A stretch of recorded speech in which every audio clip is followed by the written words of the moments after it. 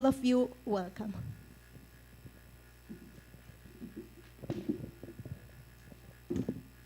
Good evening.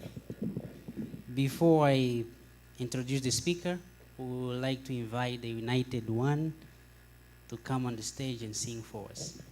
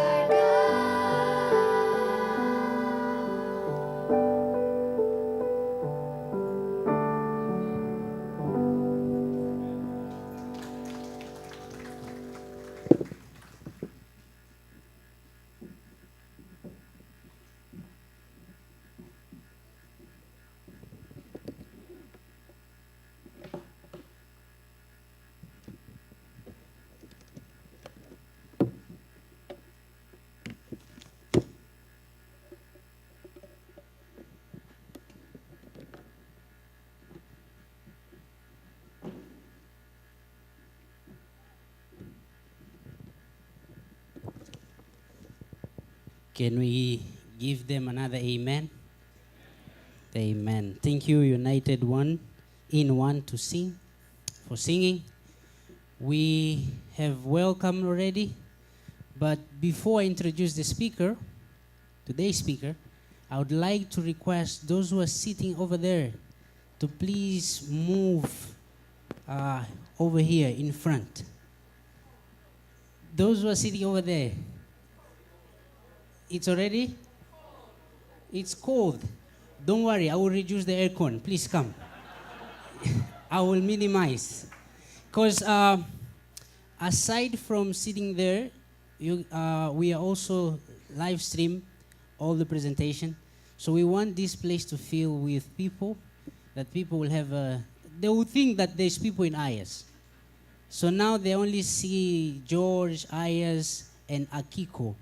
They are not seeing those at the back. Can you please come? Minimize the aircon, please. It will be hot of knowledge, but it won't be hot of weather. Just come in front over here. Don't worry. All is well. All right. Before that, I would just like to remind you, when the speaker comes to speak, the lights will be dim a little bit, so that the focus will be on the speaker and on the message. This is the setting that we are the business club is trying to come up with. We will dim the light. Don't worry.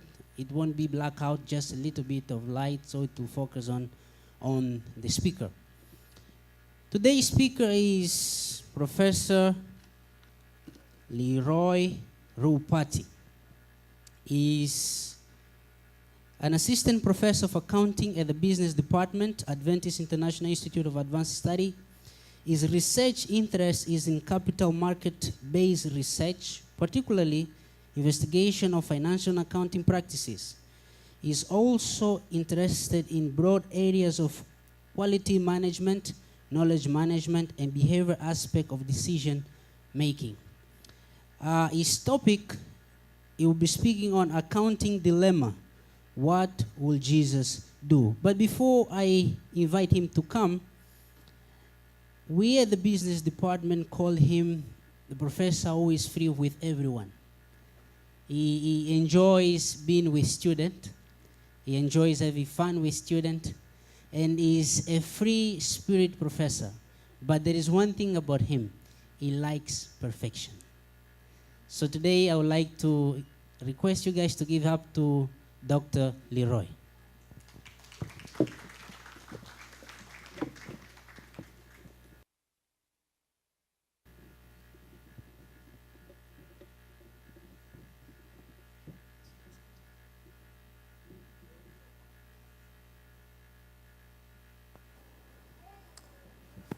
Good evening, everybody. It's good to see you tonight in the first evening of our Christ Management Method series. And I would like to thank our little girls who actually share with us a beautiful song about how great our God is.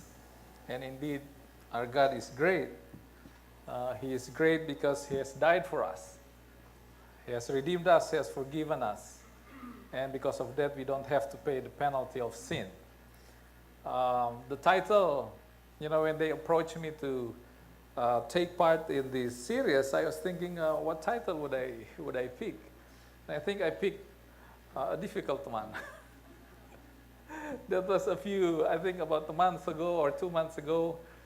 And then I did not think about it until I started paying more attention and searching the Bible, looking at the gospel, and looking at some principles that we can actually draw from to help accountants, but not only accountants really, to help business people solve dilemma in the workplace. And I find that it's not an easy task. It wasn't an easy task. But anyway, the Lord has led all of us. He has led me, and I prepared something for you. And like I said, the title of my topic tonight is Accounting Dilemma. What would Jesus do? what would Jesus do when he is faced with an accounting dilemma? I mean, there are many dilemmas in the workplace, in your personal life, but specifically when you're faced with an accounting dilemma. I would say that the principles that we would draw from these does not only apply to accounting. It applies to finance, it applies to marketing, to management, because in the workplace, you and I will be facing dilemmas, and I think the same principle also apply to different type of setting. Some introduction about what accounting is. Accounting is geared towards provision of information. Accounting is about providing information so that users can make decisions based on this information. And it involves a few aspects or processes. It needs recording, it needs the process of generating the financial reports or information. It needs the process of assurance that the information provided are in fact reliable or accurate. And then the process of disseminating or communicating this information to the users so that they can actually make decisions based on the information that is being provided. Now, in a sense, accounting is actually an information system because it deals with providing information for users. So in a sense, accounting is an information system, and so we have courses like accounting information system in which accounting is viewed from a point of view of an information system. It goes through the process of data entry, goes through the process of provision of the financial reports, and then eventually disseminating them, and also storage. Now, the components of an AIS, I'll just briefly go through a few of them. It consists of people, consists of procedures and instructions on how to do things. It consists of data, information technology, software, and also internal control. And tonight, I'll be approaching this topic from the context of internal control. So we'll be talking about accounting dilemma from the point of view of internal control. And I know here we have practitioners, we have our VP Finance here, we have people from the accounting office, people who actually came here to study and have actually experienced working in the accounting and finance department. So this will be of an interest to you. So we'll be approaching this topic from an internal control perspective. Now, each of these components have its own objectives towards making sure that the accounting information that is being provided is relevant and is reliable, meaning the decision makers can rely on it to make decisions. Poor information will lead to poor decisions. And so really an accountant plays a big role in helping the organization move forward and advance through quality or good decisions. Now, the objectives of internal control. Number one, to make sure that all transactions are properly authorized. Because if transactions are not properly authorized, you're going to end up with fictitious transactions, you're going to end up with inefficiency in the organization, and that may actually lead towards financial problems with the organization, and prohibit it from actually achieving its objective. Completeness, making sure that all transactions are completely recorded all the way until the reporting. And then accuracy, to make sure that the information provided are accurate. Validity relates to that all transactions being recorded are actually valid transactions. And then not many people actually realize that one of the objectives of internal control is to safeguard and secure assets. A lot of times we thought of accounting and internal control and its objective as ensuring accuracy and validity and reliability of information. But that's not all. It involves ensuring the physical security and safeguarding of assets. Data is an example of an asset. Cash is an asset. Property, plant and equipment, vehicle. So internal control, one of the objectives of internal control is ensuring the security and the safeguard of assets. And this is where I'm going to come in tonight. I mean, there's a whole, as you can see, there's a broad range of area. But tonight, I would like to focus on physical safeguards and security of assets. Some other objective includes error handling, segregation of duties. So there are three types of internal control. If you're going to categorize them, you've got preventive internal control, so controls that is in place to prevent fraud from happening or embezzlement from happening.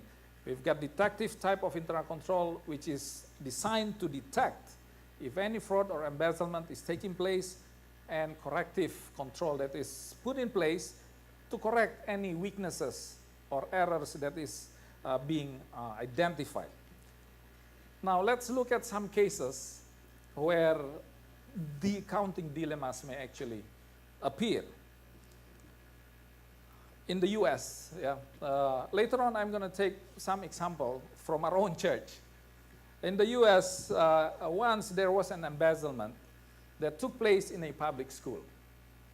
So what happened is the chief business official was found to have stolen money from the school. Investigation found evidence that they estimate roughly about $250,000 was being stolen. About $250,000 was being stolen.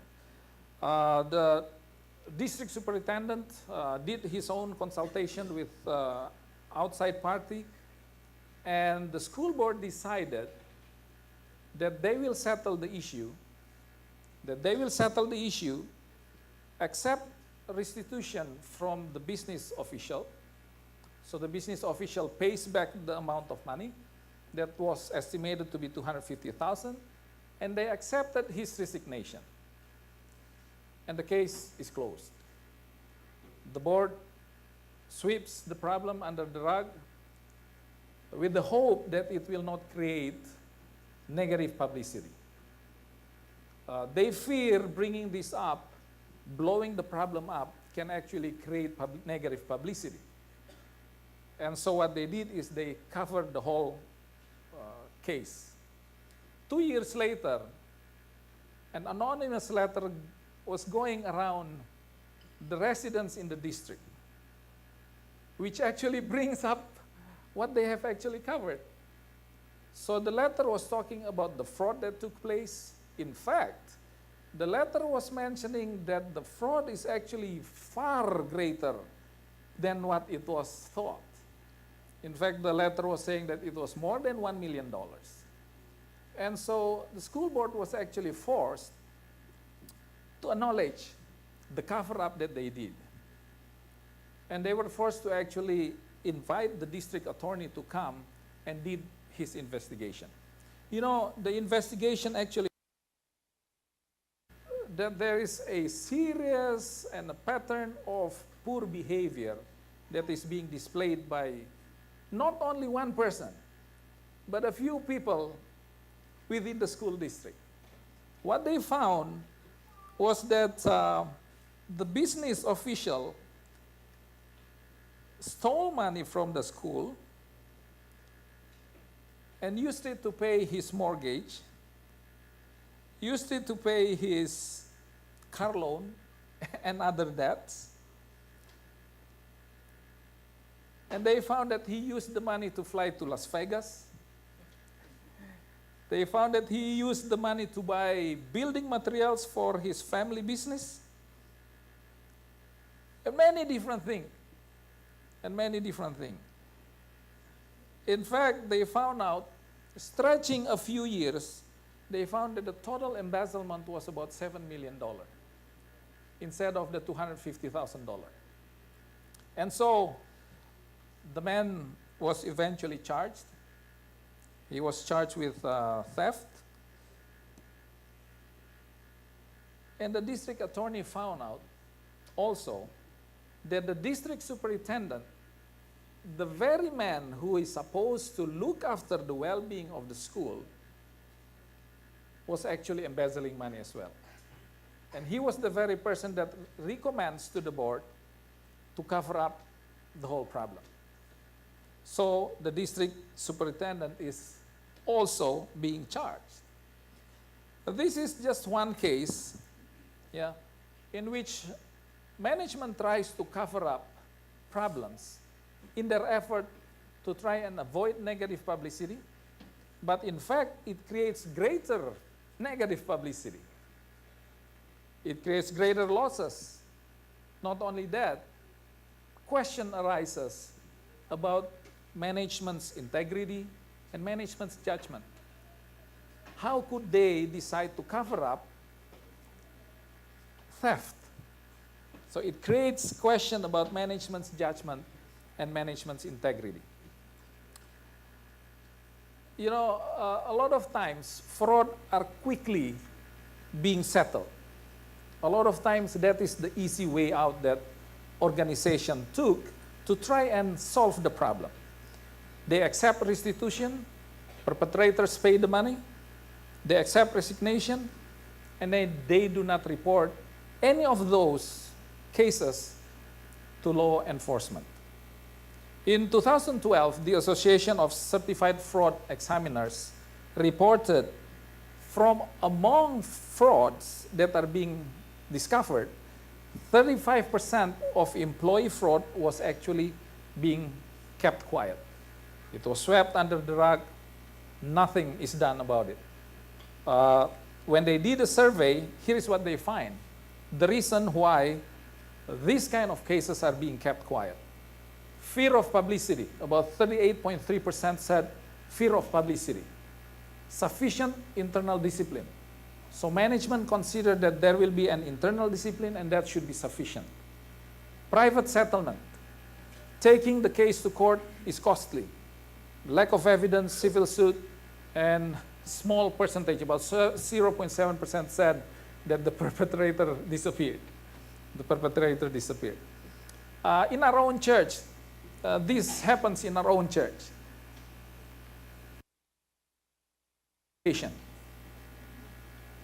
An employee was found to actually, for many, many years, has been falsifying receipt and bringing that receipt to the treasurer, being approved, getting refunded, but actually the amount was already inflated. So let's say the actual cost is 1,000, he falsified the record, just add another line on top, it becomes 7,000. And so he make a lot of money. For many, many years, he's been doing that. And he was found only when the cost has been humongous. It's big. It's a big amount of losses because of what he was doing. Eventually, the employee resigned. I didn't know whether restitution was made or not, but eventually the employee resigned. And after 5 years, he's working again in the same institution. After 5 years. In another case, a treasurer in a mission was found to have actually used the church money for private personal need, using it to pay his own and his family needs, many different kinds. What happened is he was eventually transferred to another mission, given the same position, and after a few years, he actually resumed a treasurer position in an even bigger mission. This kind of problem takes place. And I'm pretty sure if you look into your own working area, in your own division or union or mission, you will see that it's a reality. I mean, it's a reality from the place where I've been. You know, from an internal control perspective, quick settlement without a thorough investigation and without a proper action may actually be the worst thing to do, because we are actually letting the person fall further and further into an unrighteous path. A few other cases. I'll be quick with this. A church pastor embezzled $700,000. And the after wake is that the church starts losing members, attendance. Church members stops giving. And so the church has a problem with operation. You see, in the church, trust is really important. Church members will contribute if they trust that the leaders are using the money in a proper way. Another case, a Lexington woman embezzled about $150,000 from her church for more than 11 years. More than 11 years, she was embezzling money. One day she became ill. Someone has to come in, take her place temporarily, and found her fraud. She admits that she is borrowing from the church. She said, I was only borrowing from the church because my financial condition is in a downhill. You know, in Donald Creasy, one of a criminologist, a very well-known criminologist, said that there are three elements to a fraud. Number one is an opportunity to commit fraud. Number two is when pressure exists. And number three is when we rationalize. So when there is pressure, and that's what she said, her financial condition is in a downward. So there is a pressure from family, spouse, children, especially if you start looking at your friends and comparing yourself, that's creating an even greater pressure. You know, so there are pressures everywhere. And if the organization doesn't have proper control in place, it provides an opportunity for fraud to take place. And when the person lacks integrity, that's when rationalization comes in. I was only borrowing the money from the church to help me out short term. But eventually it becomes very hard to pay it back until the person cannot actually get out from it. Yeah. You started with 5,000 pesos, 10,000 pesos. Suddenly it's 1 million peso. And you think, how am I going to pay it back? You know. And eventually the size of the fraud brings the person down. So this kind of problems takes place almost everywhere, even in our church. Yeah, even in our church. So the dilemma here is this. I'm just bringing us towards two dilemmas that we will try to solve using Christ's method. And I hope I've done it correctly. Number one, do we blow the whistle when we know something is wrong? Do we call out the person? Yeah. Think about the dilemma that is being faced.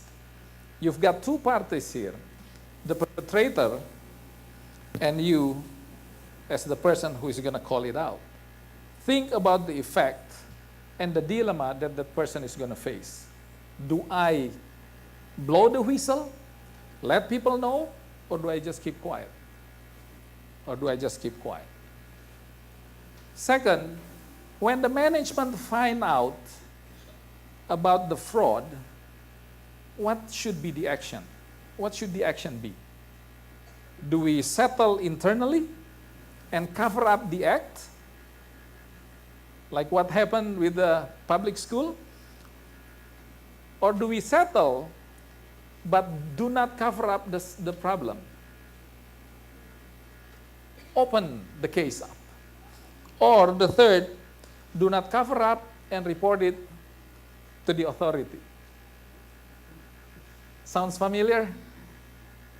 Sometimes in our church what happens is they settle, transfer people around, and that's it.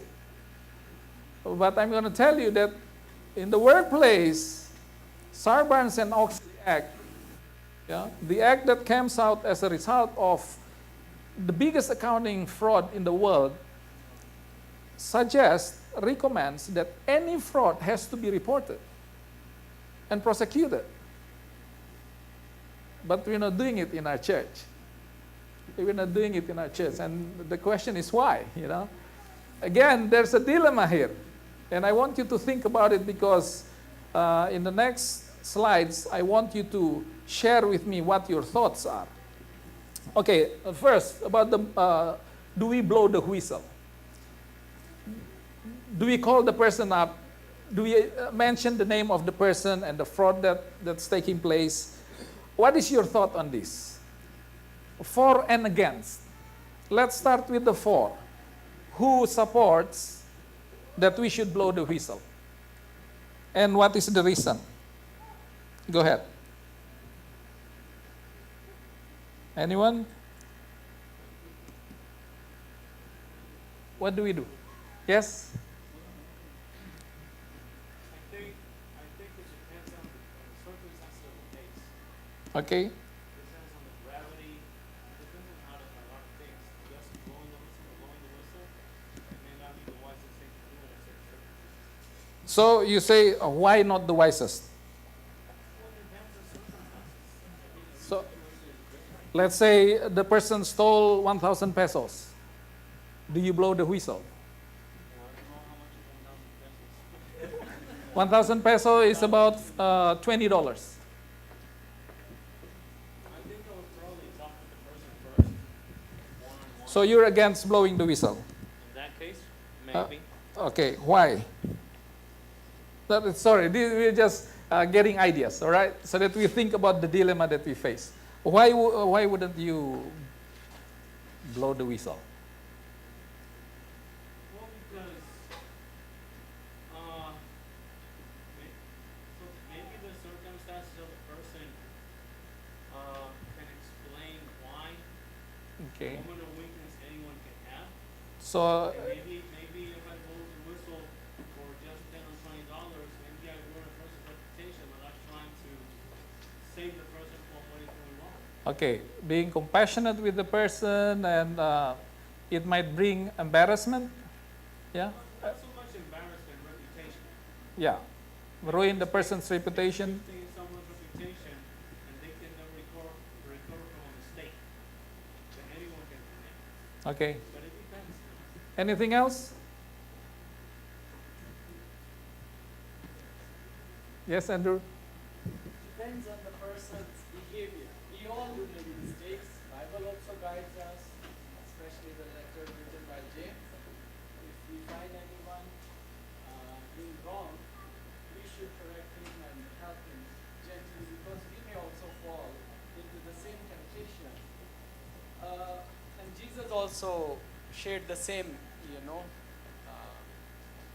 method, like we should talk to our brother. In Christ, we all are brothers and sisters, whether colleague, friends, classmates, whatsoever our relationship is. But in Christ, we all are one. So what If- would you say, how would you sum it up? I would say it depends on the person's behavior. If he is stubborn, he or she is stubborn, I should escalate it. That's what Jesus said. Take one or two brothers, so there may be witness, take it to the authorities, ultimately cut him off from the church. So talk one-on-one first. Yeah, first one. Okay, anyone? So everybody, the three items that we have is all against.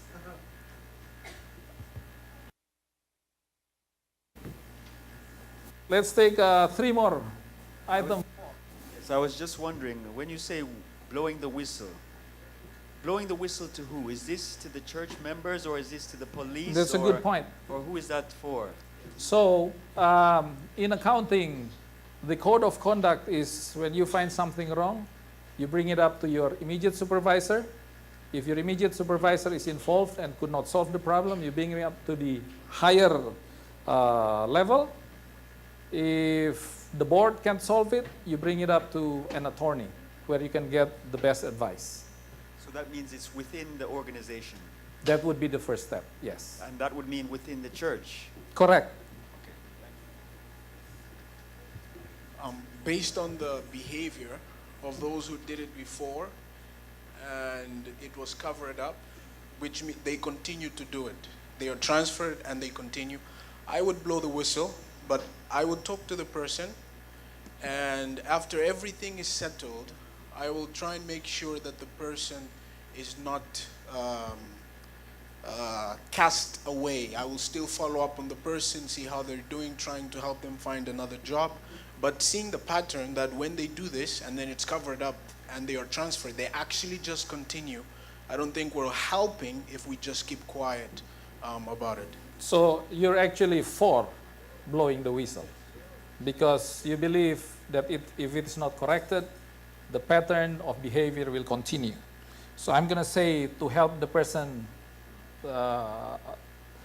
repent.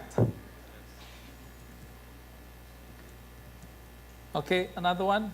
Yes. Go Okay. ahead. Now I have my answer. Now that I know that it's within the church, and if it is within the church, then I'm 100% for blowing the whistle. Why? Because this person is working for the church. He's not working for himself. Maybe if it's something between me and him personally and he does something, I don't need to blow the whistle. But since he's working for the church or for that organization needs to know what he's doing. And of course in the church, the whole purpose of pointing out someone's sin is for them to repent. And the thing is, when we cover up sin and when we don't bring it out to the front, it never fixes the problem. Thank you. One more.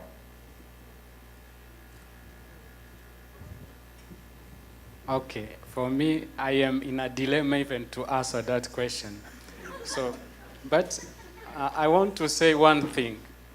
When I look back home in the way the system was working, at least in the region, when a church member has committed, let's say fornication, the board of the church will sit and they will tell the person to get out from the church.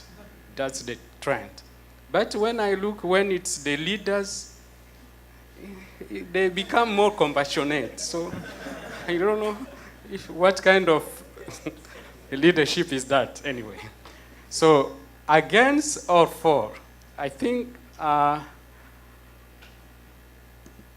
if we want to help someone to change, like he said, we should tell him. But if we keep moving the person from place to place, it becomes a habit. And later God will ask the blood of that person. Thank you. Okay, so now you see the dilemma that we face, isn't it? A few of you thought that it's not compassionate. When you bring it up, it may actually harm the reputation of the person, sometimes for life. Yeah. And many different kind of thoughts, for and against. So everybody faces a dilemma when you are faced with this problem. And in the workplace, a lot of times that's what happens. We look that there's something wrong. Our colleague did something wrong, and we thought, I don't want to bring it up because I don't want him or her to have the negative consequence of that issue being brought up. Yeah, there's a pro and cons against that. There's a dilemma. Another one. I'm not going to ask you to contribute so that we save time. Settle and cover the fraud. Once management find out about the fraud, what action does management take? The story about the public school, what happened is they actually cover it up.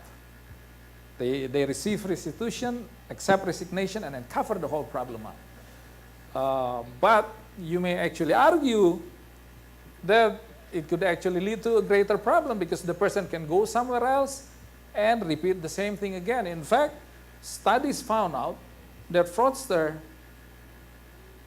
will commit fraud. They repeat committing fraud.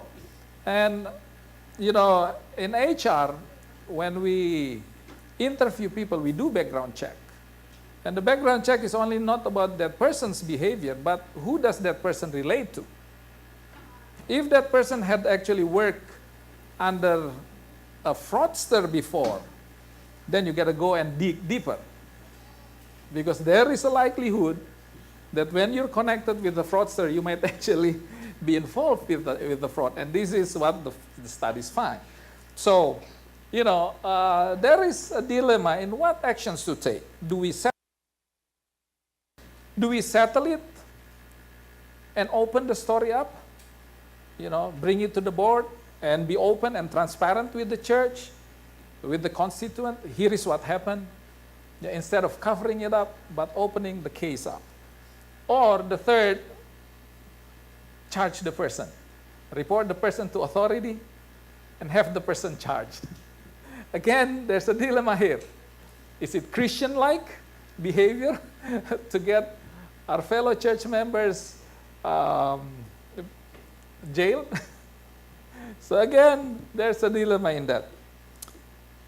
What would Jesus do?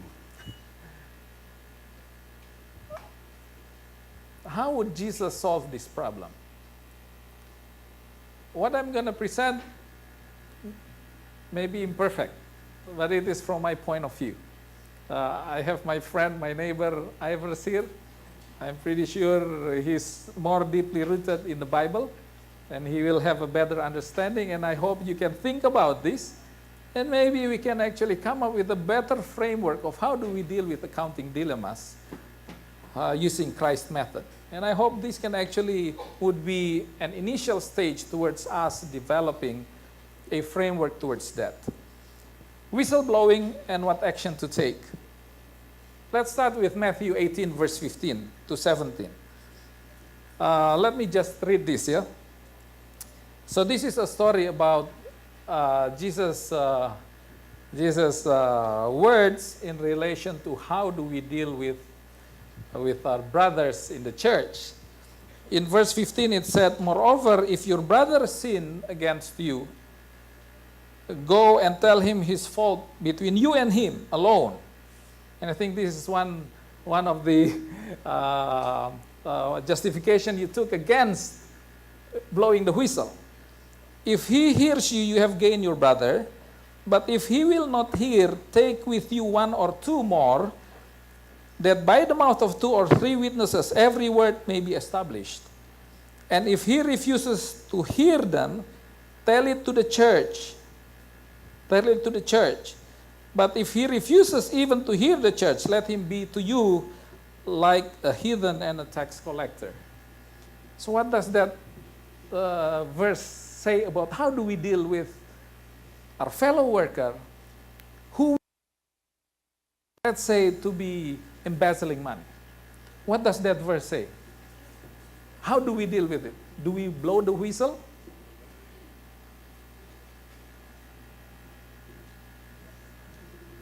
What does it say? One-on-one first. One-on-one? So do not blow the whistle. Anyone else? One-on-one first. I think it is a kind of blowing whistle. Whistle means we are talking to him. That's also kind of getting him alert, letting him know. But if we take it from other perspective, blowing whistle just to make it public, no. But it's our duty to let him know. So blowing First the of whistle all, here yeah. means let the authority knows. Someone who needs to know the problem. Yeah, even first that person. Okay. I have a question that the Bible verse says, if your brother sins against you. But this case against, I feel like against the church institution. So I just want to know, we should approach to the person first, face to face, or as a church, approach them. I'm happy that I'm not alone in the boat. New International Version, King James Version writes it differently. When I look at New International Version, it said, if your brother sins. But King James Version says, if your brother sins against you.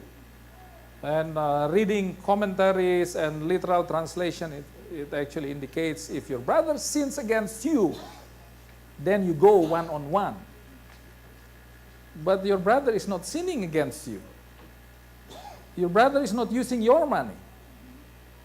Your brother is using the church's money, stealing from the church. So, the church has an authority to know and deal with it. Technically, he is sinning against me. If I'm part of the church, everything that another person does in the church affects me indirectly. Correct. He is sinning against me. say that we should cover it up. What I'm saying is that before going to a second or third person, we should first have the Christianity and the love for him and the love for him and for the church to just go and say face to face, I found out this. Correct me if I'm wrong, because there's a possibility that I may be understanding wrong. If the person, the body language, or he accepts openly that yes, they has been engaging in something, then okay, what can we do to solve this? And either pay the amount if it's payable, and then just maybe just let it that way, or then decide to take it to the person that's on top. I think hasty actions just for the sake of blowing the whistle openly is not wise. All right. So I'm glad you brought that issue. How do you bring the issue up? Blowing it, let's say worldwide or countrywide, may not be the wise thing to do. You know, is it wrong if that person did not sin against you, but sin against the church? Is it wrong for you to go and talk to the person personally? No. So that verse is not saying do not go and talk. You can go and talk. That's fine. If you love the person, like you said, if you really love your brother, you try and you don't want to see your brother in the middle of the road getting hit by a car, right? You'd actually go and say, hey, you're actually in the middle of the road. So, yes, nothing wrong about that. In fact, the right thing to do is go and talk to the person. But the church needs to know. Because the church, the management is entrusted, is given the authority to manage the resources. And if you keep it quiet, you're as good as a person who is lying. Do you agree with me? When you know something wrong and you kept quiet, you're lying. You're an accomplice, you're passively lying. You need to talk to the person if you love the person. And here's the thing, you need to think carefully. Am I in a good position to talk to the person? Do I have good relationship with that person? If I go and talk to him, what will his reaction be? Will he take it positively? If yes, then by all means. If you're good friends, by all means. But if you're not good friends, if there's a distance between you, you don't want to go and talk to the person because you may actually escalate your problem, his problem. You can actually end up having problem with the person. So, yes, by all means, if you can. If your situation allows you, go and talk to the person. Again, with love. Again, with love, with the motive that I would like to help my brother to be better and repent. But the church needs to know. The church needs to know. And that is what the Bible says. Okay?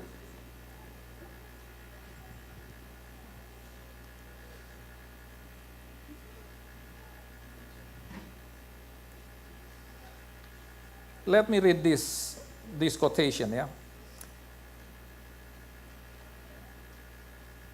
When exposing the sin of a Christian leader, if they were stealing resources from the church, misusing authority, tell it to the church. You should go right to the elders because they have been entrusted with the authority to rebuke the pastor or the person or the leader on behalf of the whole church. Okay.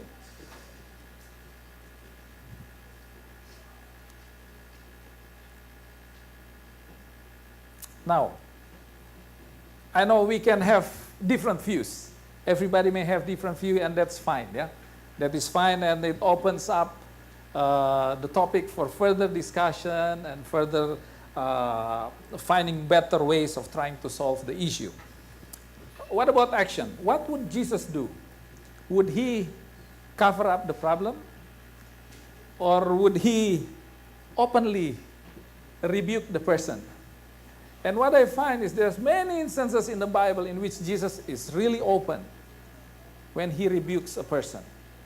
Not one-on-one, In fact, in front of everybody. In fact, in front of everybody. In Mark 8, verse 32, this is the story when Jesus asked his disciples, "Who do you say I am?" And then Peter say, "You're Messiah, Christ." And then after that, Jesus start talking about the fact that he will be persecuted, he will be crucified. And Peter pull him aside and say, "What are you talking about? What are you talking about?" And what Jesus said is, "Get behind me, Satan," openly in front of the other disciples.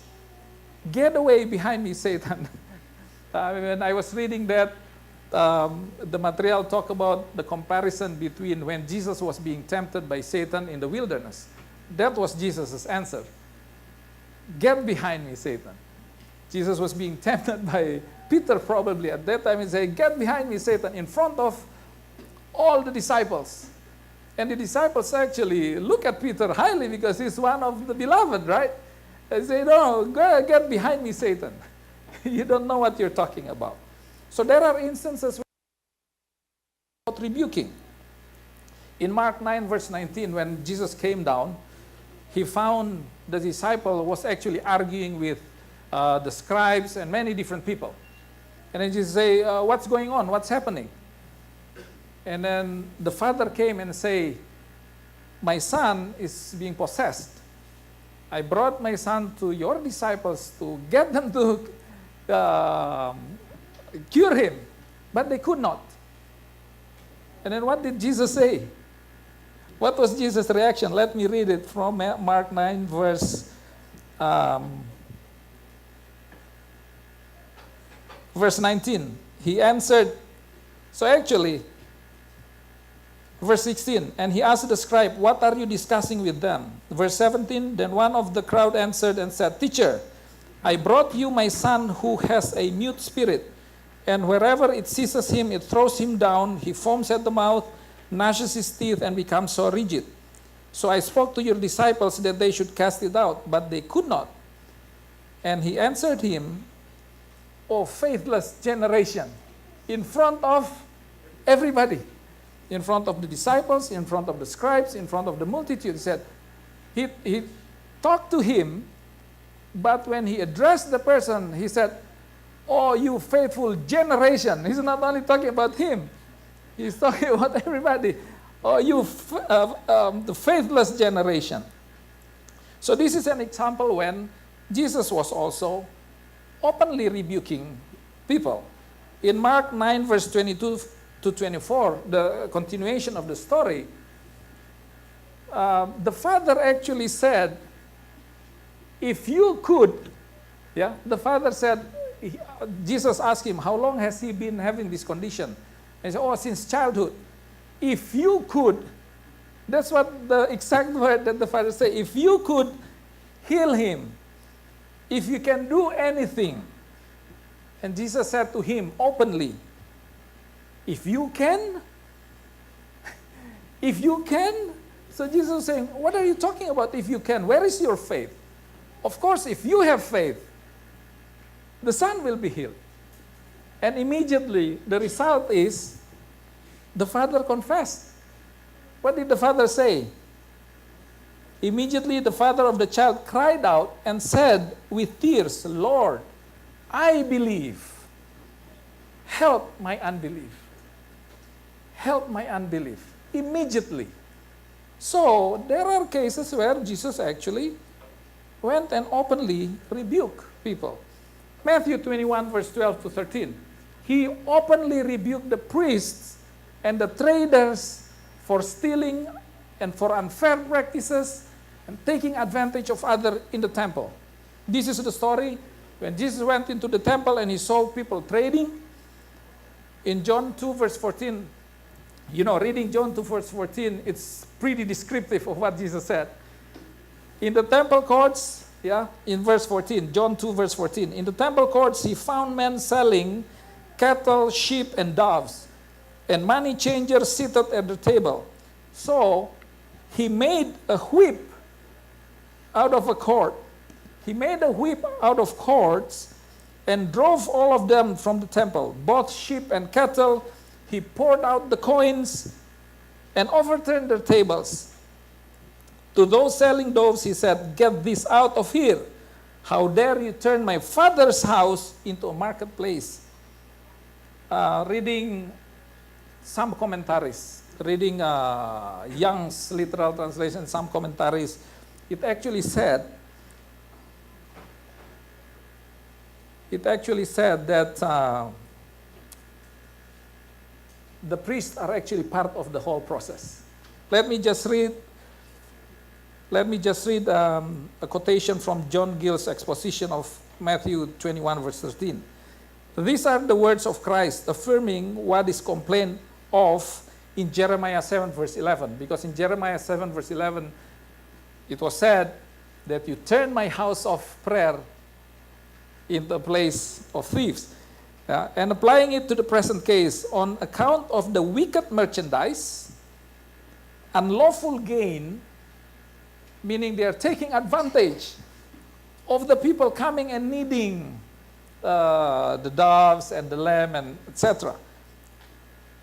Extortion of the priests and other officers of the temple who had considerable share in these things, and to whom the temple was and by them used as a den by thieves and robbers. Do thieves and robbers come and trade there? No. But they are literally thieves and robbers towards the people who comes to the temple, because they are taking unlawful gain. They are creating pressure towards the widows who doesn't have much money, but they overcharge them with high prices. And the priests of the temple is part of this. Did Jesus cover it up? No. He openly rebuked them, outrightly in front of everybody, right there in the temple. He openly rebuked the priests and the traders for stealing, having unfair practices, and taking advantage of others. Stories about how Judas was being opened by Jesus Christ. In fact, John 12, verse 3 and 8 is very open. He said, "The person who I gave this bread to will betray me." Is the betrayer. You know, it's really open in front of the disciples of what Jesus was saying. Let me jump up to 1 Timothy. 1 Timothy 5, verse 19 to 20. This is for the leaders. This is for the leaders. If you read the context of Timothy 5:19, verse 21, do not receive an accusation against an elder except from 2 or 3 witnesses. Those who are sinning, rebuke in the presence of whom? Rebuke in the presence of all, that the rest also may fear. Rebuke in the presence of all, so everybody will learn the lesson from it. What I take from this verse is, when we have a case of embezzlement, when we have a case of fraud, you need to open it up, make it a lesson. People need to learn from it. People need to learn from it. Otherwise, the same problem might happen. And we can actually become a part of the whole problem if we try and cover it up.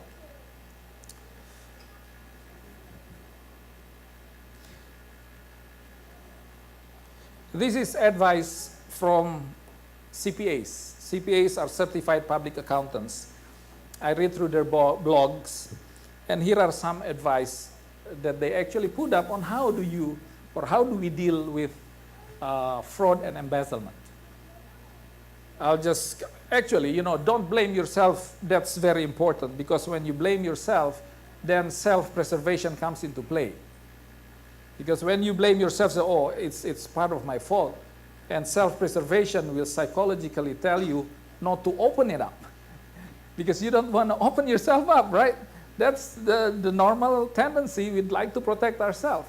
So first of all, don't blame yourself, because self-preservation mechanism could actually lead to poor decisions. Contact authority. Of course, there's a dilemma, and we've raised that issue.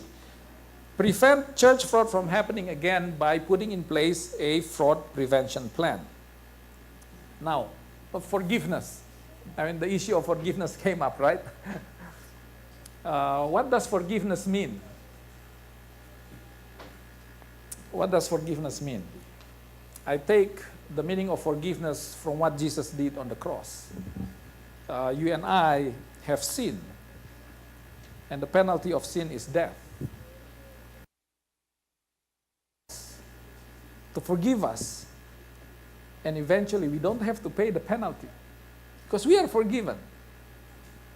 Now, here is where I would differ from how the secular world operates. Sarbanes-Oxley Act, internal control practices say, report it to the authority and prosecute the person, because that's the right thing to do. But taking the concept of forgiveness, I personally, you may not share this, but I personally believe that if we as a church forgive our brother from doing it, the person should not suffer the penalty of going to jail. That's my personal opinion. You may have your own personal opinion. So I'm going to say outright, I believe that if a case like that happens, we are not going to bring it to court. We're not going to bring it to court. But the internal consequence has to take place. Internal consequence has to take place. Number one, that person loses trust, correct? When a person commits fraud, let's say a person who works as a cashier for 10 years steals money, 5 million peso, for example, the person loses trust. The church won't trust him anymore. The normal consequence is the person will be moved to a place, to a position where the person doesn't deal with money anymore. So the consequence is you're going to face that. You're going to lose people's trust. You're going to lose people's trust. The relationship, in a sense, is broken. And you cannot heal a relationship just overnight because you forgive the person. There is a consequence to it. There is a consequence to it. I believe that the person has to pay back the money. Yeah. The person may be transferred to a less trustable position. And I think the person should rightly be kept in that kind of position. Because when a person is not trustworthy, unless he can actually display he repent, he should not be given that trustworthy position. Anyway, that's my thought on it. Yeah, forgiveness may mean freeing someone of punishment, but the relationship which is built on trust may actually need time to be fixed. This is a study. I know I'm running out of time, but I'll be quick with this. Here is a study written by Melvin Ventura and Shirley Daniel, and they published this in the Journal of Forensic and Investigative Accounting. Here is what they find, and they actually studied, the title of their study is Opportunities for Fraud and Embezzlement in Religious Organization. Yeah, in religious organization. 73% believed, 73% of church members that they surveyed believe that church leaders have highest possible level of honesty. So this is what the church members believe. They believe that the church leaders have very high level of trust. But what they find is that the higher the trust, the lower the scrutiny on the financial disclosure. Meaning, because the church member trusted the leader so much, they don't pay much attention on financial reports. They don't pay much attention on disclosures. Because they trust the leaders highly. They also find that 80% of the church members are confident that money that is being donated is being used properly. 50+% believe that they give because of obedience and not of because other things. 50% believe I give my tithe, my offering as an obedience to what God said in the Bible. 12% said I give because I expect blessings. And then 33%, lesser than 33% support, believe that they give to support the maintenance and the programs of the church. But you know, this finding actually tells us that high level of trust actually leads to low level of scrutiny over disclosures, financial reports, and also low level of oversight. Not that they don't care about how the money is used, but they believe I give because of obedience, and after that, it's the church leader's responsibility with God. I've done my part, which is giving.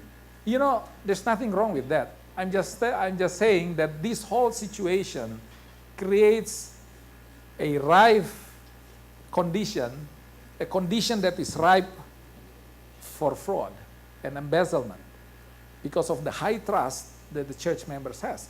Lack of scrutiny over financial reports, lack of oversight over how the cash is being used. And that creates an opportunity for fraud to actually take place. Surveyed the pastors, the leaders, yeah? They asked the pastors about their level of trust towards employees who work for the pastors. Here is what they find.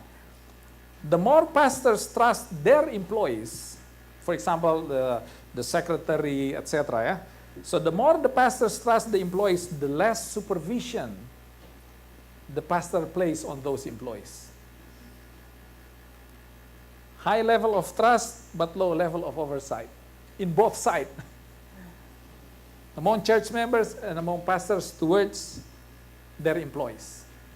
If we put it into our church context, a high level of trust causes the president, conference president, or board members to have low level of oversight and scrutiny of their employees because they trust their employees. You know, high level of trust but lack of internal control is prone to embezzlement. When it comes to handling church finances, trust is not a good deterrent to embezzlement. It may even be a catalyst. It can actually be a trigger towards embezzlement taking place. High level of trust but lack of internal control in I've talked about that. Anyway, here is a secular advice from Mike Ross, one of the CPA. I took it from his website. He said, we need to define culture. We need to define culture. What culture? The culture of making sure our employees raise an issue whenever they see it. The problem is that we feel it's not our place to judge. Yeah? Sometimes we feel it's not our place, it's not our responsibility to raise an issue when we see weakness in the way we do work. Yeah?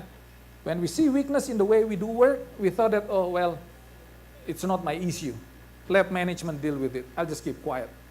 Again, keeping quiet, you're as much responsible as the person who actually does it. Yeah? You need to raise that issue. We need to create this culture.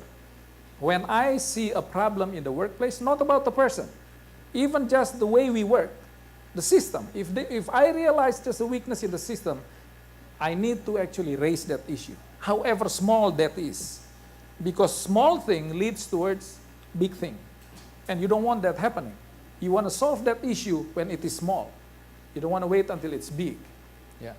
We need to create that culture, that tips, people's suggestion is being heard, and that management takes an action of it.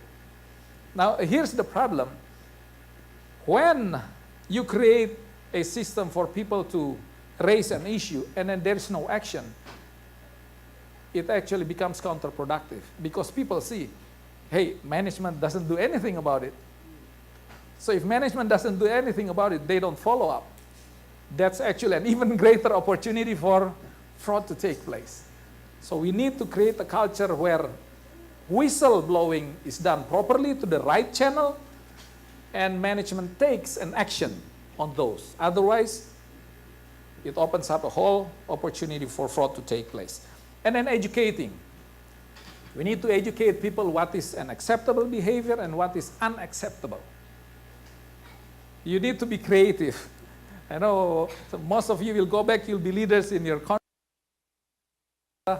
You need to be creative. How do we educate our employees about what is right behavior or not? Sometimes even using an example. Sometimes even using an example might actually help. Remind, document, assign less trust, and then do not sweep the problem under the rug. Do not sweep the problem under the rug. This is what I would say. But my cross said, report to the authority, expose the fraud, and charge the person. But for me, I don't share that. I agree with all the others, but I would say assign less trust and do not sweep the problem under the carpet. I wouldn't advise going to the court, but that's me. That's me. That's my understanding of the issue. I guess that's the end of my presentation, and I hope I have triggered up your interest on this dilemma. I mean, what I presented is not a final product. It's to trigger thinking, and you have to go back to your organization and think about how do we solve this problem. How do we solve this problem with Christ's method? I've quoted a few of Jesus Christ's saying. You know, I always like Jesus' parable about the talents. What did he say to the one who actually took that one talent and hid it somewhere? You know, the 10 took it and go and make it work. And when the master comes, he say, here is your 10, here is the fruit, another 10. The 5 did the same, here's another 5. And Jesus said, and the master said, well done, faithful servant. What did he say to the other one who actually took the one talent and hid it? He said, you wicked servant. You know, did he give him any more talent? No. It's the same principle here. When we find someone who actually lacks trust, you don't expect that person to actually be given more trust. So my prayer is that we will think about this as we go back and as we go back into later on into our own conferences and our own university, to think about how do we deal with these dilemmas and take lessons from what Jesus Christ did, what is his words, what is his teaching, so that we can actually deal with this issue properly. This is my prayer for everyone. Thank you.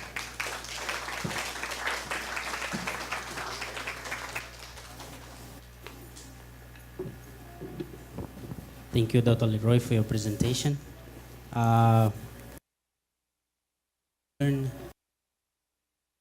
If you want to, you must avoid money, power, and opposite sex. We are grateful for your presentation, but I've seen that you just focus on